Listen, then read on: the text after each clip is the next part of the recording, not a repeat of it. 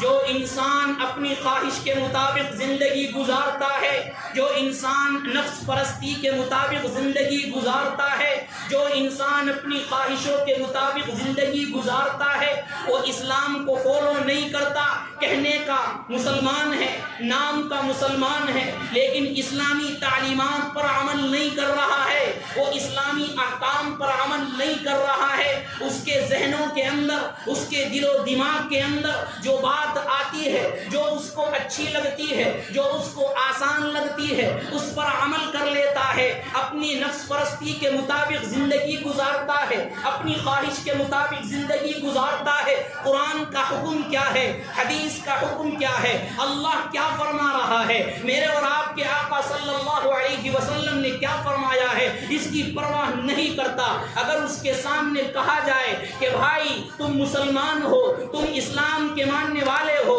اللہ کو ماننے والے ہو، اسلام پر عمل کرو، نمازیں پڑھو، روزے رکھو، زکوٰۃ ادا کرو، اپنے ایمان کی حفاظت کرو، اپنی بیٹیوں کو پردے کا حکم کرو، وہ یہ کہتا ہے یہ تو پہلے لوگوں کی کہانیاں ہیں، آج کا فیشن کا دور مسلمان، فیشن والا مسلمان یہ کہتا ہے یہ اسلام ہمیں ہر چیز سے روکتا ہے، آج کا فیشن والا مسلمان یہ کہتا ہے کہ اسلام ہمیں ہر چیز سے روکتا ہے، حالانکہ اسلام نے وہ حکم کیا ہے جو اللہ اور اس کے رسول صلی اللہ علیہ وسلم نے تعلیم دی ہے۔ میرے اور آپ اللہ رب العزت قرآن میں فرماتے ہیں جو انسان اپنی خواہش کے مطابق زندگی گزارے، نفس پرستی کے مطابق زندگی گزارے، اپنے دل و دماغ کے مطابق زندگی گزارے، قرآن کو ایک طرف چھوڑ دے، احادیث رسول کو ایک طرف چھوڑ دے، اللہ کے احکام کی خلاف ورزی کرے، رسول اللہ صلی اللہ علیہ وسلم کے حکموں کے مطابق نہ چلے، میں اللہ رب العزت فرماتے ہیں وآخر الحیات الدنیا،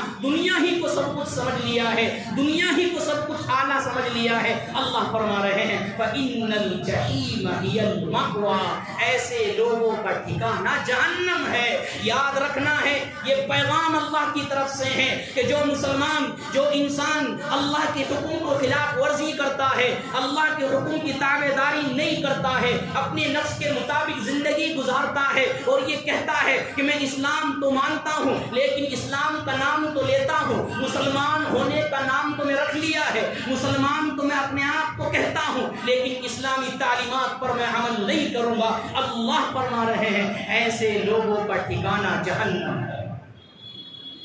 آج اس دور کے اندر اور اس فتنوں کے دور کے اندر، آزمائش کے دور کے اندر، اس امتحان کے دور کے اندر جہاں ایمان کو بچانا مشکل ہو رہا ہے، ایمان کی حفاظت مشکل ہو رہی ہے، ہم لوگوں نے اپنے بچوں اور بچیوں کی پرواہ نہیں کی، ہم لوگوں نے اپنے لڑکوں کی اور لڑکیوں کی پرواہ نہیں کی، اس لیے آج روزانہ پچھلے 2-3 سالوں سے اور اس سے پہلے بھی کئی واقعات ہمارے سامنے ایسے آتے ہیں کہ ہماری بچیاں جو اسکول میں پڑھنے والی ہے، جو کالج میں پڑھنے والی ہے، وہ غیر مسلم کے ساتھ بھاگ کر شادی کر رہی ہے۔ یہ ایک واقعہ نہیں ہے، سینکڑوں واقعات ایسے اب آ چکے ہیں۔ آپ کو بھی معلوم ہوگا کہ ایسی مسلمان گھرانے کی لڑکی کہ جن کا گھرانہ دیندار کہلاتا ہے، جن کے گھروں کے اندر عبادتیں کی جاتی ہے، جن کے گھروں کے اندر تہجدوں کی پابندی ہوتی ہے، جن کا کوئی بھی گھر بغیر نمازی کے نہیں رہتا، بغیر نماز کے نہیں رہتا، ان کا گھر دیندار کہلاتا ہے، وہیں کی لڑکیاں وہ کالج کے اندر جاتی ہے اور وہاں پر لڑکوں سے اپنی جو ہے دوستی کرتی ہے اور غیر مسلموں کے ساتھ بھاگ جاتی ہے، ان سے شادی کر لیتی ہے۔ بتاؤ مسلمانوں، بتاؤ مومنوں، آج ہماری بچیاں، آج ہماری بہنیں، آج ہمارے لڑکے، آج ہمارے بیٹے یا بیٹیاں غیروں کے ساتھ جا رہے ہیں، اس کے ذمہ دار کون ہے؟ اس کے ذمہ دار کون ہے؟ اس کے ذمہ دار ہم لوگ۔ روزانہ ایسے واقعات ہوتے ہیں، کہاں کے بتائے جائیں۔ ایک جگہ کے بارے میں ایک مسلمان لڑکی غیر کے ساتھ بھاگی، غیر کے ساتھ شادی کی، اس نے شادی کا ڈھونگ رچایا، شادی کر لی، وہ حمل سے ہو گئی، اب اس کو فکر ہو گئی غیر مسلم کو، یہ حیدرآباد کا واقعہ ہے، اس غیر مسلم کو فکر ہو گئی کہ یہ تو مسلمان لڑکی ہے، میں غیر مسلم ہوں، میرے گھر والے مجھے پریشان کریں گے، میرے گھر والے میری اولاد کے بارے میں مجھے کیا کہیں گے۔ اس نے اس بچی کو، اس نے اس بیوی کو بھی، یعنی جو اس کی بیوی بنی ہوئی تھی اس کو بھی، اور جو پیٹ میں بچہ تھا اس کو بھی قتل کر دیا۔ یہ ایک واقعہ نہیں ہے، سینکڑوں واقعات ایسے ہوئے کہ غیر مسلم کے ساتھ بھاگنے والی لڑکی، غیر مسلم لڑکے کے ساتھ بھاگ کر شادی کرنے والی لڑکی کا انجام یہ ہوتا ہے کہ 6 مہینوں کے اندر اس کو قتل کر دیا جاتا ہے، اور قتل ہی نہیں، اس کے ٹکڑے ٹکڑے بھی کر دیے جاتے ہیں۔ ایسے ایسے واقعات ہمارے سامنے ہیں، اور یہ ابھی نہیں، روزانہ ہر جگہ سے یہ واقعات سننے کو ملتے ہیں۔ ہر قریہ، ہر شہر، ہر گاؤں، ہر جگہ یہ واقعات سننے کو مل رہے ہیں کہ فلاں کی لڑکی فلاں کے ساتھ بھاگ گئی، غیر مذہب کے ساتھ بھاگ گئی، غیر مسلم کے ساتھ بھاگ گئی، اور انجام کیا ہوتا ہے کہ چند مہینوں کے بعد پھر وہ گھر بیٹھ جاتی ہے۔ ماں باپ ہاتھ جوڑتے ہیں اور بیٹی کے سامنے گڑ گڑاتے ہیں۔ شاملی کا واقعہ ہوا ابھی 1 سال پہلے، غیر مسلم کی لڑکی مسلمان کے ساتھ بھاگ گئی، جیل کے اندر